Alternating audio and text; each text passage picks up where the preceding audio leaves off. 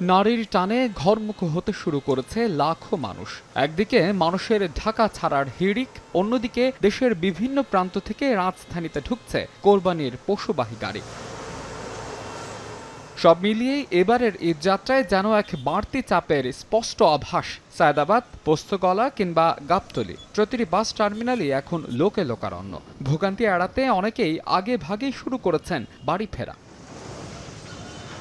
তবে বরাবরের মতোই সাধারণ যাত্রীদের মনে ভর করেছে শঙ্কা। মহাসড়কের কিছু অংশের ধীরগতির উন্নয়ন কাজ এবং ফিটনেসবিহীন গাড়ির কারণে ঈদ যাত্রা যেন শেষ পর্যন্ত বিষাদে রূপ না নেয়, সেই দাবি সাধারণ মানুষের। শৃঙ্খলা দরকার, আমাদের নিরাপত্তা নাই। ওই সমস্ত লাইনে ভাঙার পরেই যত অ্যাক্সিডেন্ট সব এই ভাঙার পরেই হয়। ঈদের সময় বাড়তি যাত্রী নেই, বা সেইগুলো একটু যদি নিয়ন্ত্রণ করতো তাইলে ভালো হতো। ভাড়া হলো 600 টাকা করে, আজকে দেখতেছি 700-800 টাকা দালালে বলতেছে। তো কাউন্টারে যাওয়ার পরে দেখি কি সেম।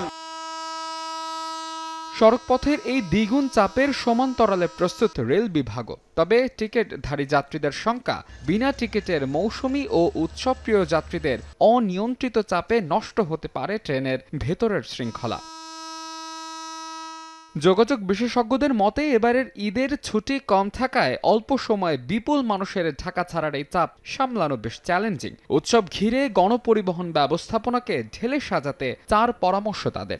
ঢাকা থেকে বের হওয়ার যেমন জোয়ার আছে, ঢাকামুখীও কিন্তু একটা জোয়ার থাকবে। গণপরিবহনের যে একটা সংকট, সেই সংকটটা কিন্তু এখনও রয়ে গেছে। সরকারি, বেসরকারি, আধা সরকারি, স্বায়ত্তশাসিত যে প্রতিষ্ঠানগুলি আছে, অনেকেরই পরিবহন পুলে কিন্তু গণপরিবহন বাস আছে। এই বাসগুলো আসলে কিভাবে ব্যবহার করা যায় সেটা কিন্তু পরিকল্পনার মধ্যে দিয়ে ভাবতে হবে। উৎসব, পালাপার্বণ বা ঈদের সময় যে একটা অতিরিক্ত চাপ আসা, সেই সময় আমরা চাইলেও আশেপাশের দেশ থেকে তাদের যে ইঞ্জিন এবং কোচগুলি আছে সেটা সাময়িক সময়ের জন্য আমরা কিন্তু এটা রেন্ট করে আনতে পারি। শুধু মানুষের নির্বিঘ্ন ঈদযাত্রা নয়, রেখে যাওয়া বাসা ও ফ্ল্যাটের নিরাপত্তার নিশ্চয়তা চান নগরবাসী। তাই তো নগরবাসীকে সচেতন থাকার আহ্বান পুলিশের এই কর্মকর্তার। ম্যাক্সিমাম এলাকায় কিন্তু এখন সিসি ক্যামেরা আছে, তো তাদের সিসি ক্যামেরাগুলি ঠিকমতো কাজ করছে কিনা, মানে এগুলি ঠিক আছে কিনা, এগুলি একটু চেক করে যাওয়া, সেগুলি একটু সচল রেখে যাওয়া। সব প্রস্তুতি আর আশ্বাসের আসল পরীক্ষা শুরু হবে ঈদ যাত্রা পুরো দমে জমে ওঠার পর। ঘরমুখো মানুষের এই উৎসবের যাত্রা যেন ভোগান্তির না হয়ে পরম আনন্দের হয়, এমনটাই প্রত্যাশা সবার। সাধারণ মানুষের প্রত্যাশা, প্রতিশ্রুতির ফুলঝুরি নয়, স্বস্তির ঈদ যাত্রা নিশ্চিত হোক মাঠ পর্যায়ের সঠিক ব্যবস্থাপনায়। মাহাদ ইসলাম ধ্রুব, সময় সংবাদ, ঢাকা।